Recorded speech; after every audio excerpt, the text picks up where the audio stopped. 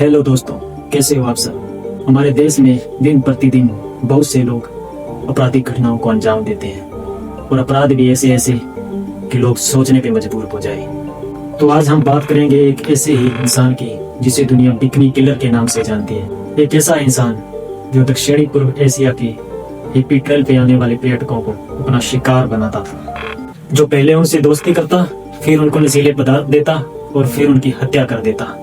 जी, हम बात कर रहे हैं चार्ल्स सोबराज की, जिसे दुनिया बिकनी किलर के नाम से जानती है। दोस्तों, इसका पूरा नाम हेमचंद पायोनानी चार्ल्स सोबराज था। सोबराज के जन्म की बात करें तो इसका जन्म 6 अप्रैल 1944 को वियतनाम के हो ची मिन्ह नामक स्थान में हुआ। उसकी माँ एक वियतनामी और पिता एक भारतीय थे। इसके माँ बाप की शादी नहीं हुई थी और बचपन में इसके पिता इनको छोड़कर चले गए। बाद में सोबराज फ्रांस चला गया और वहां जाकर उसने बोर्डिंग स्कूल में अपनी पढ़ाई शुरू की। दोस्तों, पढ़ाई में उसका मन नहीं लगा और वह यंग एज में ही क्राइम की दुनिया में कदम रख चुका था और चालाकी से पैसे कमाने लगा। दोस्तों, उसके बोलने का तरीका इतना प्रभावशाली था कि वो पहली बार में ही किसी को भी अपनी झांसे में ले सकता था। ये ज्यादातर क्राइम अपने गोवा में ही करता था। इसके निशाने पर होते थे विदेश से आने वाली लड़कियां। ये पहले उनसे दोस्ती करता, फिर उनको नशीले पदार्थ देता, फिर उनके साथ कुकर्म करता और फिर उनके गहने लेकर फरार हो जाता, उनका कीमती सामान लेकर फरार हो जाता।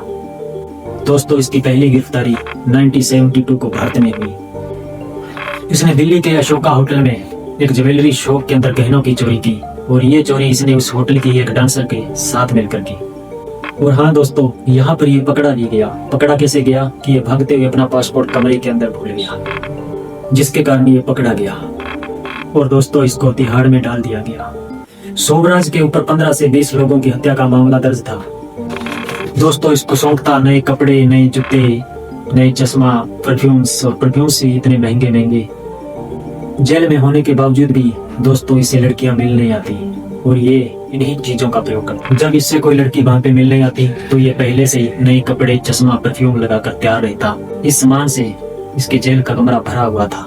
उस वक्त ये सब गैर कानूनी नहीं था दोस्तों। ये लड़कियों को अपनी कहानी सुनाता और उनको अपनी बातों में ले लेता। तो अब वापस आते हैं कि इसको तिहाड़ में तो डाल दिया गया, पर इसको ज्यादा देर पुलिस रख नहीं पाई। इसने एक पेट दर्द का बहाना बनाया, हॉस्पिटल गया और वहां से ये फरार हो गया। ठीक 4 साल बाद दोस्तों, यानी 1976 को इसको दोबारा फिर दिल्ली में गिरफ्तार किया गया।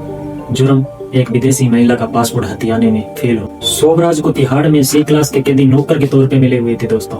ये इसके कपड़े धोते, इसके लिए खाना बनाते और यहाँ तक इसकी मालिश तक भी करते थे। दोस्तों, आप खुद सोचिए कि कितना खतरनाक होगा। दोस्तों, इसकी सेल किसी स्टूडियो अपार्टमेंट से कम नहीं थी। इसको बेड के अलावा मेज, कुर्सियां और भी सुविधाएं दी गई थी। ये दूसरी बार फिर जेल से फरार हो गया। फरार कैसे हुआ कि इसने 50-50 रुपए सिपाहियों को लालच दिया, मिठाइयां मंगवाई और उनमें नशीले पदार्थ मिलाए और इनको खिलाकर बेहोश किया और हाई सिक्योरिटी जेल से फरार हो गया।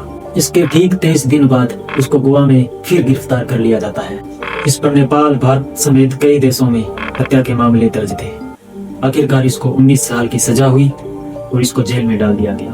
उम्र बढ़ने के कारण दोस्तों इसको 1997 को रिहा करके फ्रांस भेज दिया गया। इसको इंस्पेक्टर मधुकर झंडे ने 2 बार गिरफ्तार किया। सोबराज ने इतनी हत्याएं क्यों की दोस्तों, आज तक ये एक रहस्य ही है। और इस पे सोबराज का क्या कहना है दोस्तों? इस पर सोबराज का कहना है कि ये मौतें या तो ड्रग्स के ओवरडोज से हुई थी या किसी गिरोह ने इनको मार दिया था। और इसका यह भी कहना है कि ये हत्या करने के बाद उन लोगों के पासपोर्ट का इस्तेमाल खाली बस देश विदेशों की यात्रा करने के लिए करता था। आप एक ऐसे इंसान के लिए क्या कहना चाहोगे? कमेंट बॉक्स में अपनी राय जरूर दें। धन्यवाद दोस्तों।